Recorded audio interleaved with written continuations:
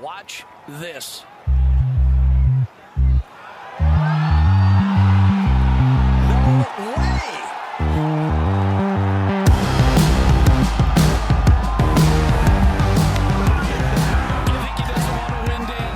Okay, are we off and running? Hello and welcome back to another episode of the Cookie Jar Golf Podcast. We are here at St Andrews again in the Scores Hotel, the wonderful Scores Hotel. We're actually in the nightclub. Was it a nightclub? It's like the indoor rain-safe option for the garden party. So that's an unusual voice. Sam's joined us. Pleasure to be here finally, Thomas. FOMO had kicked in after 2 days. I was going to come up this morning, but I came up last night, got here late. Looked like you'd overindulged a little last night at the FootJoy party and some of the other events that were going on. But it's good to be here. We haven't got time to talk about the magic of it all right now because we've got a special guest we're going to intro, a much demanded special guest, and a repeat on the pod. Yeah, 2P. I think there'll be a 3P eventually. So we've got to get into it because this is a good episode, I think. Welcome back, Dan Davis. Thank you, boys. I'd just like to say, one, Sam, the opener's now ready to go that you're here. Danke. And two, congratulations to the Cookie Jar. I've never seen an independent media organisation rise to the heady heights of press accreditation at the 150th Open Championship with the speed that you boys have done it. I'm very proud of you. Very, very proud of you. Dan, your reading skills know no bounds. Thank you so much for reading that. No, Can you move the auto cue now, please? Thank you. put a paid ad into your own pod. I must admit, obviously we've been talking for several months about Clipped. Feels like this week you're breaking cover somewhat. We're going to talk about the greatest 18 shots played in the Open Championship, a fascinating article you posted earlier this week. But before we get into it, there's a link here with Clipped and how it's been worked out, because this is not a subjective task. No, I'm right in thinking for the first time, objectively, we've ascertained the greatest shots played. Yeah, I mean, Clipped is a new technology that basically seriously advances our understanding of golf skill. We do that through a new metric called shot quality, where we measure the quality of every single shot a golfer hits on course and off course. And what's the top shot quality? What's the top best you can achieve? shot quality is 200, which is 200. What the algorithms, what the machine learning behind Clipped and the incredibly bright data scientists discern as being perfection. So you're a big team, aren't you? Yeah, it's over 40 people now, and we're about to launch. It's really exciting. The platform is designed to get better, golfers better faster. But what we wanted to do for the Open, and we felt, with all the background talk about what's going on in the game, that we wanted to celebrate skill. And what we're able to do with Clipped is to show you the quality of golf shots across history. And we do that by building in enormous amounts of context into our calculations. So it's different to strokes gained? It is different to strokes gained. We recognise that strokes gained has been transformative in terms of golf analytics. It is the gold standard at the moment, but Professor Mark Brodie himself admits that there are limitations to it. It's really good in terms of when you've got a field to measure it against, but it lacks context. So weather conditions, course difficulty, all things that we currently factor into our shot quality calculations on Clipped. And by being able to show you how good each of your shots is, we're able to show you your DNA as a golfer, and therefore how you can get better, what you need to be working on, what your superpowers are, what strengths are trending down, what skills are trending up. So, and we've done this with the 18 greatest shots in Open this history. is the amazing thing with we talked to you before, and we've talked about your superpowers before. What does Clip say about you? Well, actually, what Clips has said about Is me it Don't give him a layup for a short game. is that my chipping is not quite as cataclysmic as I once feared. And actually, it's changed the narrative around my chipping. And now, rather than being physically repelled by my lob wedge, I'm reaching for it. There's almost like a proto-love affair going on between me and my Vokey 54-degree wedge. And I never thought... Other wedges are available. Other wedges are available, but at the moment there's a special relationship with the 54 degrees. So it's really changed the narrative around my game, and I'm actually chipping better. I mean, obviously having RNGC in the back garden helps. Yeah, exactly. I mean, having the world's hardest short course does help. Yeah. Now, I am mindful. We have set ourselves a target here of trying to do these sort of daily 20-minute micro Why do you pods. say it so sickeningly? You literally said that with disgust. What do you mean? That we've set ourselves these targets? We are going to do daily 20-minute pods. No, and it's a positive thing, but we are going to try and move through this. I'm conscious we've got 18 shots in here. I looked at this. I knew of most of them, but I mean, look, let's just give us a quick summary, because these are essentially ranked, right? So there's 18 shots in here. The oldest one in the record book's going back to 1870, but We've also got Bobby Jones in there from 1926. How is this all We've got constructed? Ben Like, Hogan. how have this you is done just this? to add on, just before we start, there is an article that people can go on and Yeah, read. there's an article on clip.com where we rank the 18 greatest shots of the Open. So now, you can follow along on this one. now we'll the put the link in the description. Yeah, of now the the pod. selection of the shots is subjective, because we have picked 18 iconic shots from the long history of the Open, and we then put that through the clipped algorithms, and we've factored in course conditions, so fairway speed, rough length, green speed, green firmness. We've factored in the weather. We've factored in the distance, the start lie, the end lie, the course difficulty. So we've taken what Strokes Gains already does, but then added additional layers of context More on metrics. top of it. Yeah, and to give you an idea of this, shot quality score of 0 is the worst possible outcome, and we've probably That's had a essentially an air shot, right? Is that even possible? Is it an air shot? Is that what it is? well, it's not actually an air shot. It's probably like hitting a ball out of bounds, where you've got to play 3 off the tee. Oh, or okay, so it's losing a actually ball. anti. Yeah, Yeah, so it's almost more that's destructive. 0, and I have had a fair few You've got zeros. a few zeros in I've your got a few locker. zeros to my name.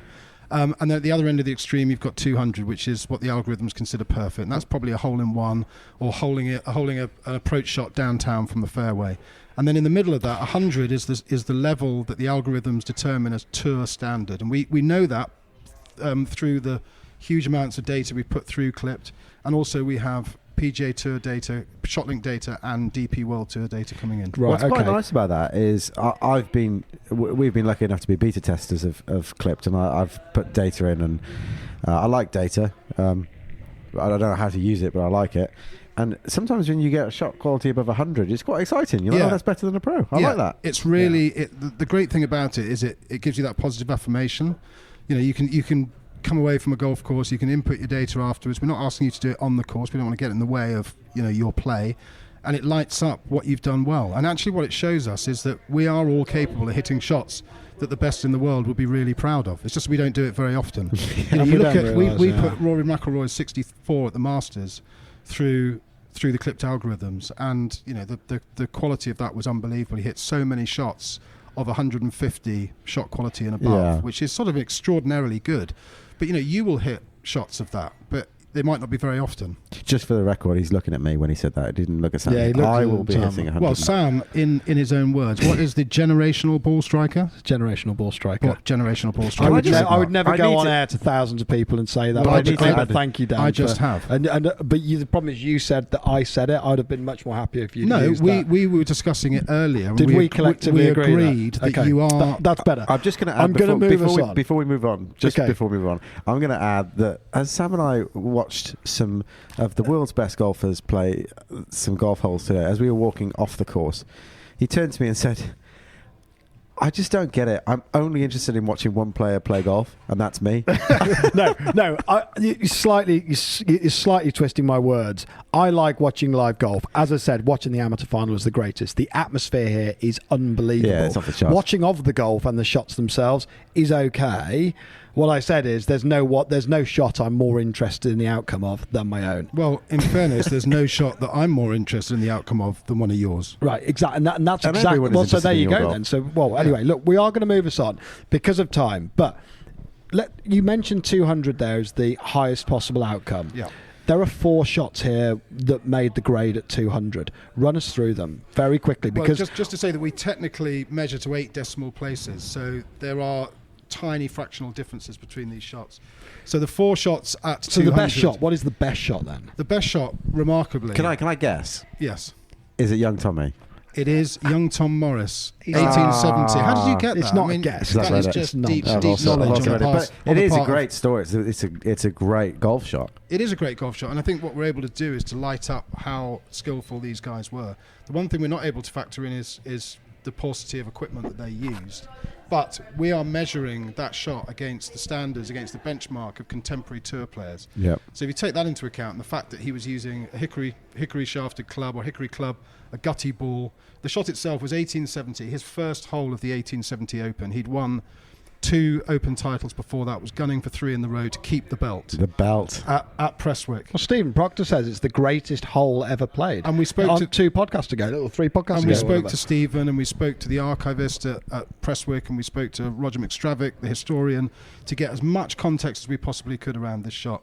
So he's played 2 cleeks, very probably on a 570-yard plus hole, which It's In those days, it's monstrously barbarically monstrous. long. So it's yeah. now playing I think that hole accounted for something like 30% of the whole golf course. yes. It's monstrously Yes. large. Yeah. That. And it's playing to the current 16th green, but from Yeah. a tee that's probably about 200 yards left of where it currently And is. that green's wicked. Yeah. Like wickedly. Yeah, so protected. he's hit two cleek shots and he's left himself 200 yards in. Par hadn't even been invented in 1870. Par's vulgar. Which is complex par is vulgar. Well, par is vulgar. We all know that, and it was particularly vulgar in 1870 because it hadn't been invented. But they're playing a hole that where Prestwick, there was an idea that what the perfect round was, and I think it was 49 for the 12 holes. And there was an expectation that first hole, a really leading player would, if they did it in 6, completed it in 6, that was fantastic. He holes out his third shot on his first hole. It's And remarkable. apparently there were, very large numbers of spectators. And this Not- was, 36 hole open? It was a 36-hole open, Yeah. 3 rounds of 12 Yeah. holes. Yeah. So he goes round Sneaky. 47 in the Saw what you first did round, there. which I think is 2 under what was considered to be perfect.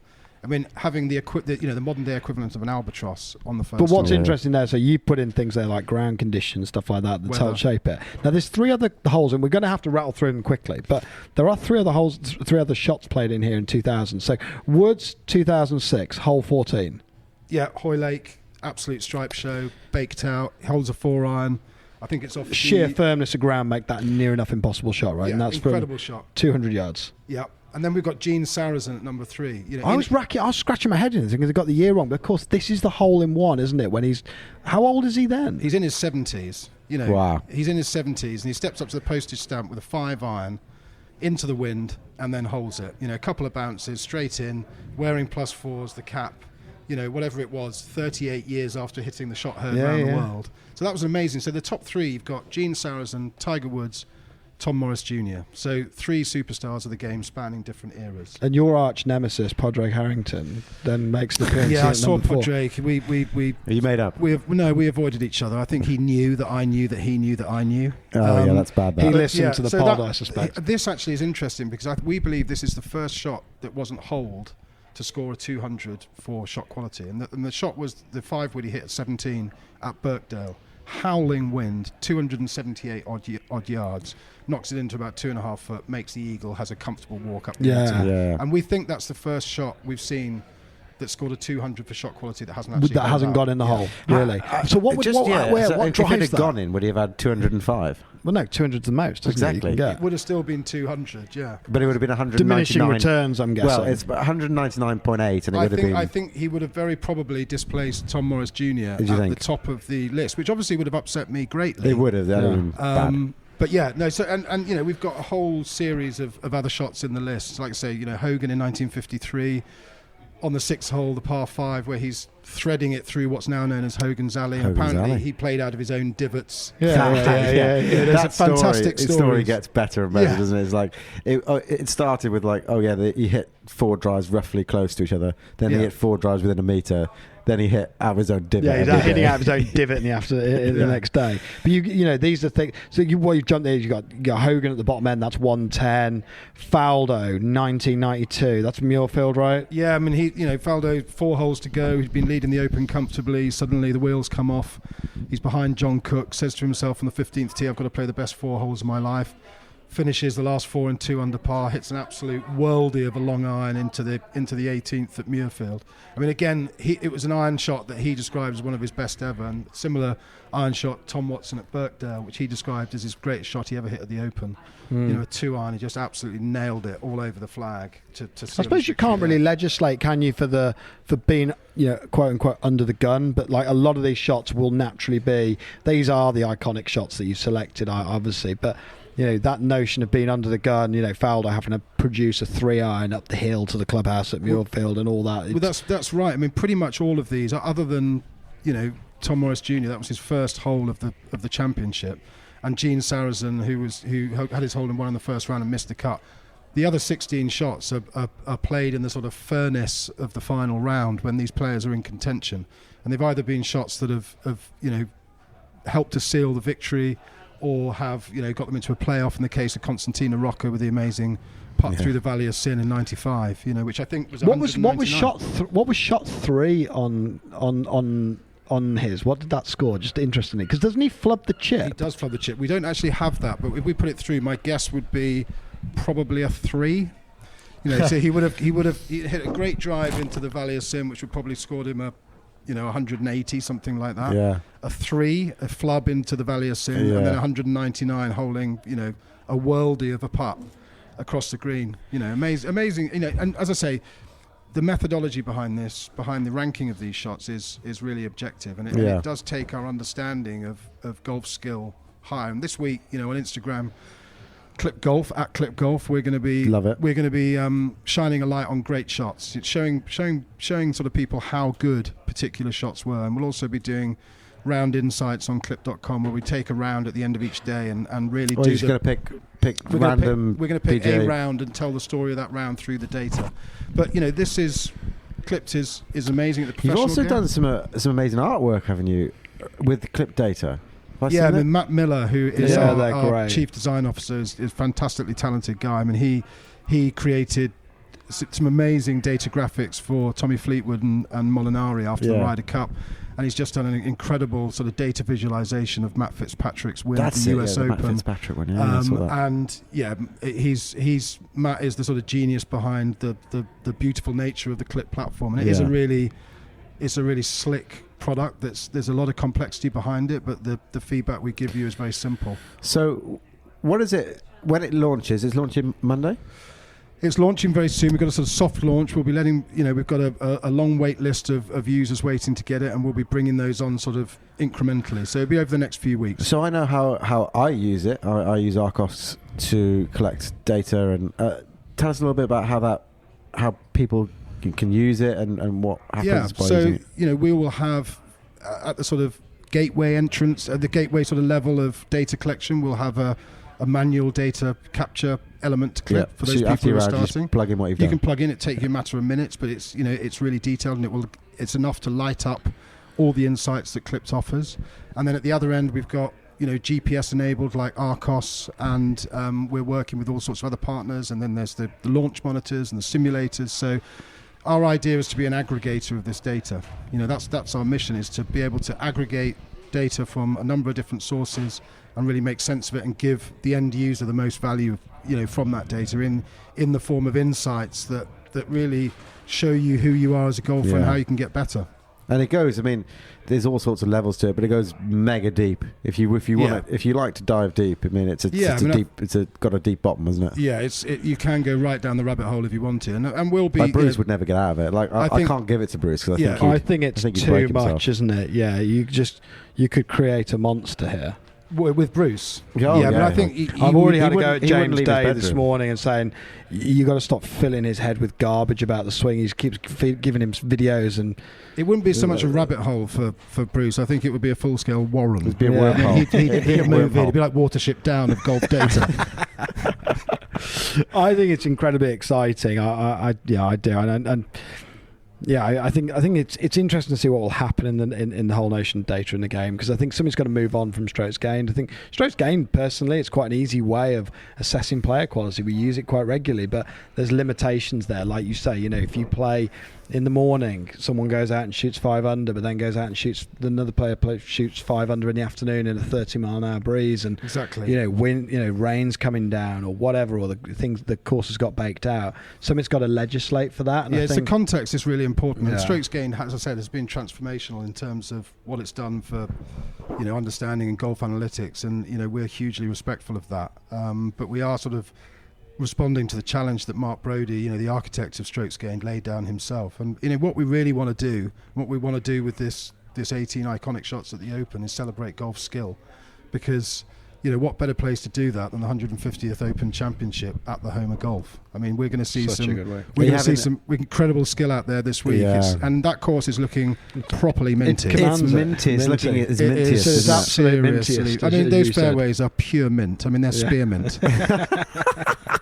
They're shiny, aren't they? Yeah, there is they- like a real gloss on them. I mean, feel like if you look straight down, you'd see your when own we were sat in the reflection. stands earlier, like they were throwing some water into the bunkers and round places. They're just trying to keep it on the edge, and then I think they're just going to let it loose. Before we finish, I would very much like to just cover off a few more of these shots, Yes, of I course. just We are there keep digressing. That's are my there, fault. are there any major surprises in here? Because we point people towards the article, which I think is brilliant, and the way the information is presented is awesome. But are there any big surprises in here? We've talked about the greatest. We've talked about, Hogan.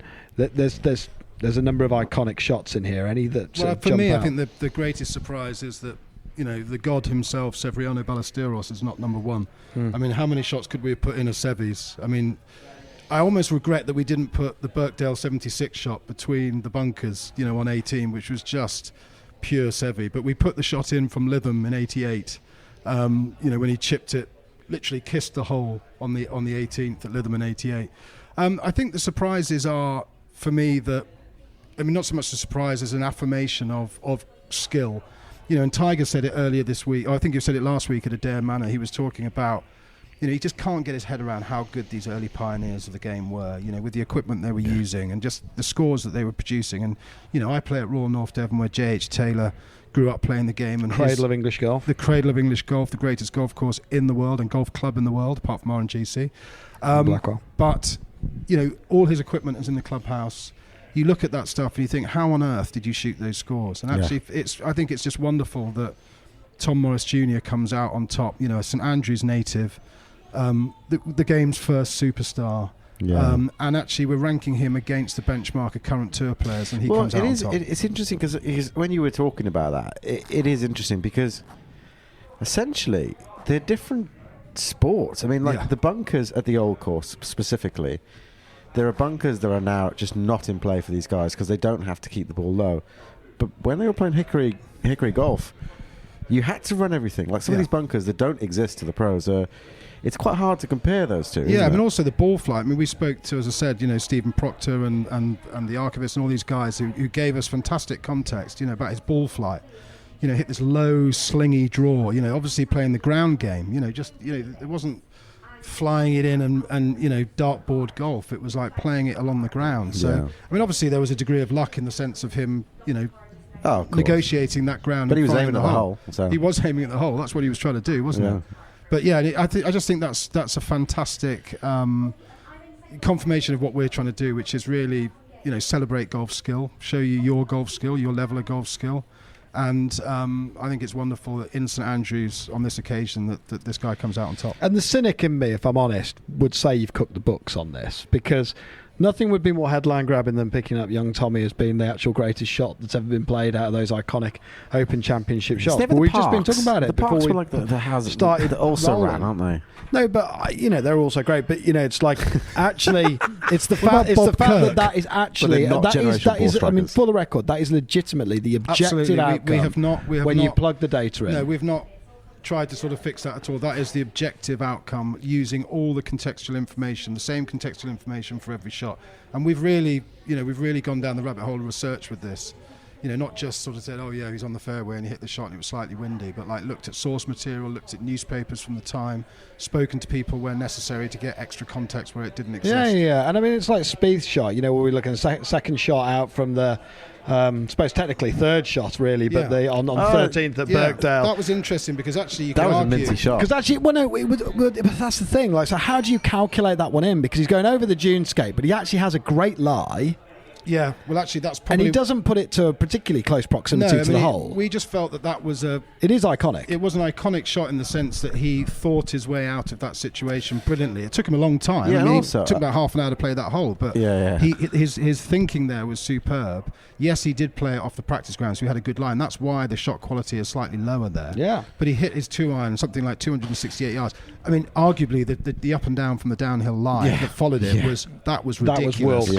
Yeah, ridiculous. But- and then what did he go and do after that? He just went absolutely caught But fire. anyway, Yeah. birdie. That was just when went they start pointing the hole. Pick Yeah, that up, go get Michael. that. when he Yeah. points to Grella to get the ball go out of the get hole it. on, Yeah. I think it's 15. But it's interesting. Like I suppose how that works is, like the Saracen thing. People get holes in one. You Yeah. can compare them. Like it's like a 1 in 10,000 or Yeah. whatever it is, and it's a very low probability, which makes it really good. Spieth hitting that particular shot. you can compare it against a gazillion other 2-irons Yeah. and see what the outcome was, and if the outcome's that much better than what usually happens with that club, then you've got your metrics, don't you? So Yeah, I mean, it's a slight outlier, that shot, in the sense that, you know, he didn't knock it stiff, he didn't hole it, but like what it led to, you know, was extraordinary. And I think that's why it was significant, and that's why it was in the list. So we're having this launch, soft launch Monday. If someone's interested in learning more, finding out, using InkClipped, what do they do? Well, log on to clip.com. You can register your interest, and you will join our wait list, and then we will get the product to you very quickly. We're just in the final stages of a few things, tidying a few things up and getting ready for launch. But, you know, it's really exciting. We think it's going to be transformational. We do really feel that it has an opportunity to bring all these data sources together to give golfers genuine insights and genuine sort of utility from their technology and the data, because the game has become a connected game without anyone really noticing, sort of almost on the quiet. Yeah. And I think golf has the opportunity to go on a similar trajectory as cycling and running, which Strava enabled. You know, the participation levels in those sports have gone through the roof, and it would be wonderful if we could do, you know, we could play a small part in doing the same for golf. Dan, it's been great getting you back on the podcast. I love our interactions. Every time we get together, we have a good time. We do, and I love and this you week boys will as be well. no exception. So, And thanks congratulations again on the lanyards. I'm looking at those with a serious amount of envy, but also, I should say, a very large dollop of pride. So well done, boys. Thank you very much. Well, until next time, thank you, and thank you, Dan. Cheers, boys. Watch this.